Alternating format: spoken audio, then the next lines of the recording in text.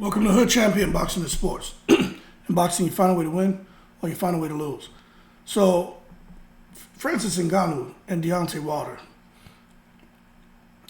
Look, man, I don't even know what to say about this one. To see Francis Ngannou and Deontay Wilder in an MMA fight, I mean, come on now. Come on, man. What are we trying to do here?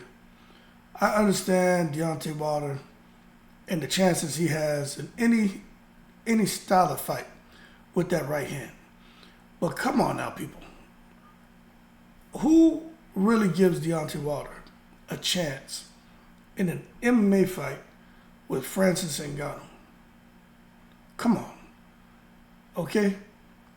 It's so easy to get beyond Deontay Wilder's right hand when you're doing an MMA fight. Now, for those of you who are saying, man, Hood Champion, where are you getting this from? Well, you know, it's all out there on the internet, man. You know, they've been talking about it. Ngannou just did an interview where he was talking to that guy, Ariel Helwani. But there's several articles out there about it where he's saying Deontay Wilder. Now, I know Deontay Wilder had mentioned maybe where he was like, you never know, I may go over to MMA. And I was like, what the hell is he talking about? Well, now it all makes sense.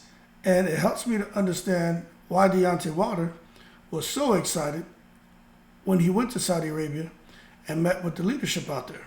He met with the regime, right? He was just talking about all the different opportunities. There's so much coming. Everybody has to stay tuned. He can't say anything right now. We just have to sit back and watch and see how things develop. Well, I'll tell you what.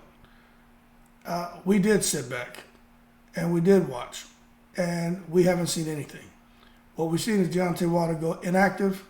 I do believe what he's saying is true, where a lot of fighters have ducked him. And then he chose to go become a reality TV star. So now you take a look at what Wilder is. It almost seems, right, to like Deontay Wilder is begging for any fight, any kind of fight, any style of fighting. Hell, he may even be playing the song Kung Fu Fighting at home. You know what I'm saying? Like, the man wants to be around or listening to something that has to do with fighting. But I just think messing around with Ngannou in the MMA match is just a bad idea. But that's just me. But if you ask Ngannou, Ngannou thinks it makes sense. Of course he's going to think it makes sense. Of course. That's Ngannou's world, man. This man used to getting kicked and elbowed and kneed, all those guys. And it's not like they're just letting the people do it. You know, they defend against it. And if it gets too thick in there, what do? They take it, they grapple with somebody, try to take them down. And I'm telling you right now, Deontay Wilder with them legs he has, man, if Francis Ngannou, y'all see Francis Ngannou's legs? Francis Ngannou like a Clydesdale horse, man. If he kicks Deontay Wilder, man, Deontay Wilder gonna split in half. I'm just being honest, and I'm not even trying to be funny. I just think that is just a horrible idea. Horrible. But at the end of the day, you know, boxing, MMA is a business, right?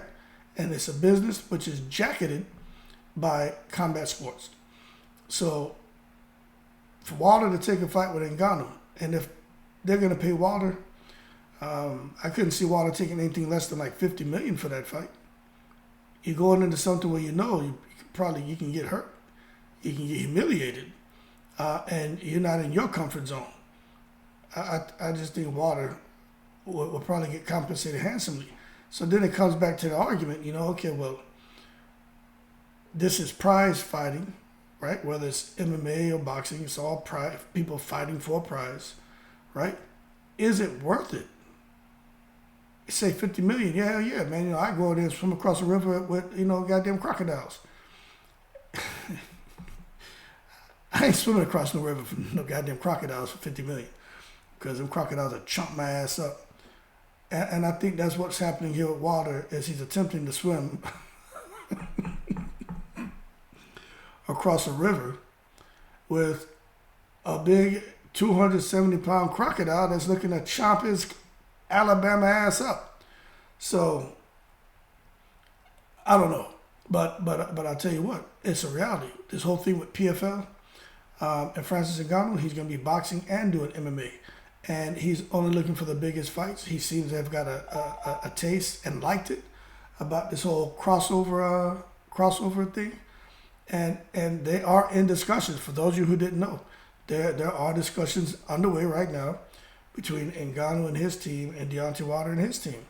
Now, is that fight going to happen next? I don't know, but the reality is talks have began, right? That's not my opinion, that Ngannou's saying it, Malik Scott's saying it, and a couple other people who aren't going to come out here and just make crap up are saying it. Now, if Eddie Hearn was talking, Fast Eddie, I don't know. I just take what he says with a grain of salt.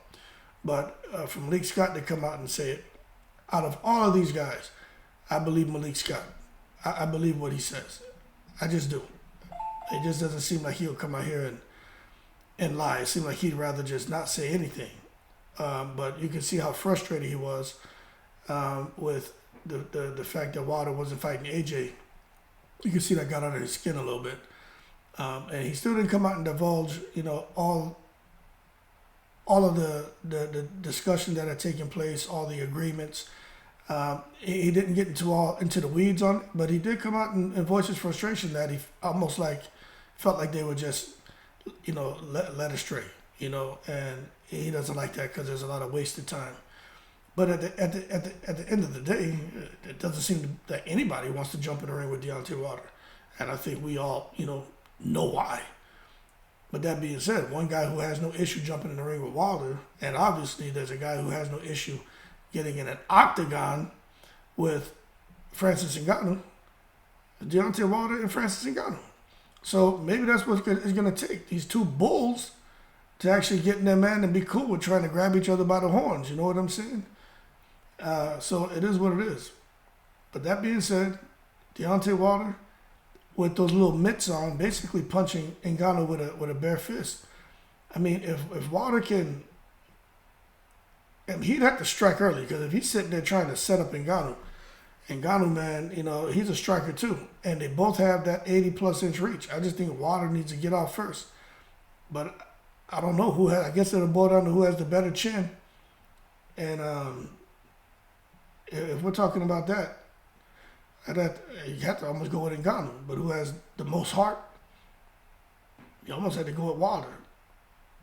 But at the end of the day, that would be an exciting match. And what I would hope they did is they would agree to a fight in MMA and then have a fight in boxing. That way, if the fights play to each of their advantages. I don't want to see AJ and Ngannou fight. Eddie Hearn's jumping on the bandwagon now. You know what I'm saying? And let me give you guys this little nugget that some people weren't aware of. Wilder and Ngannou were in talks for a fight. That before Fury. That is a fact. But Ngannou decided to go and entertain the Fury fight because there was more money. So for those of you who didn't know, well, now you know. Wilder and Ngannou were in talks to actually fight in a boxing match. But that fell apart because, it is what it is. The Gypsy King, and like Bob Arum said, they're the ones that control most of the money. So, of course, if you're Francis Ngannou, it's nothing personal, but he's going to go get his money, and he did. For those of you who wonder what Francis Ngannou made, I don't know, you see all kind of figures floating around. Like, I don't know, 15, 20, 25 million. I just know he's good. And I'm glad that Francis Ngannou made that kind of money. And Tyson Fury, he's already good, but, another 60, 70, 80 million don't hurt nobody. So let's hope Wilder can get a piece of that, man. And you know why I root for Wilder so much? It goes back to the story about him and why he got into boxing. Why I root for Luis Ortiz so much, because of him and why he got into boxing. With Francis Ngannou, the reason why he got into combat sports, period. Like, those stories, man, they really resonate with me. You know what I'm saying? Like, I like that. And especially when you have the story about kids, man, that just touches me. When I look at Tyson Fury, I mean, what's his story? You know what I'm saying? Ain't nothing The reason why he got into boxing is nothing. No odds are really stacked against him. You know what I'm saying? So I like those stories. Manny Pacquiao. You gotta love that story. You know what I'm saying? But that being said, man, y'all keep cool. Deontay Wilder's been training MMA for a potential fight against Francis Ngannou for months now. But if he gets in that ring with Ngannou, as much as I like both guys, and we know how hard Deontay Wilder can crack, I'm just not sure if that punch is gonna work out so well for him, because Ngannou's getting there and just shoot for his legs. Wilder can do nothing. Well, once he goes in and gets a hold of him, it's over. It's over. And if he puts him down, it's over. I don't care how much Deontay Wilder trains. He's physically strong, yes. He's not working in the coal mine since a little kid strong. That's a different kind of strong. And that strength he has and that right hand he has, I just don't think it's gonna show up in an MMA match with anybody. Now, if he fights Rampage Jackson, I think he has a better chance. Rampage Jackson has slowed down. He's been out the ring for a while, but Rampage Jackson isn't a guy who really wants to get there and grapple and try to grind you down. But I still think Rampage beats him, because Rampage knows not to stand in there and get hit by Deontay Wilder. But anyway, we'll see. At the end of the day, money runs the world, and I hope Deontay Wilder can pick up a little bit of money, because he's missed the boat with that Anthony Joshua stuff a few years ago, $100 million. But he did what he wanted to do and seems to be content. That being said, y'all keep cool. Let's see if this MMA fight happens. I'm in the breeze.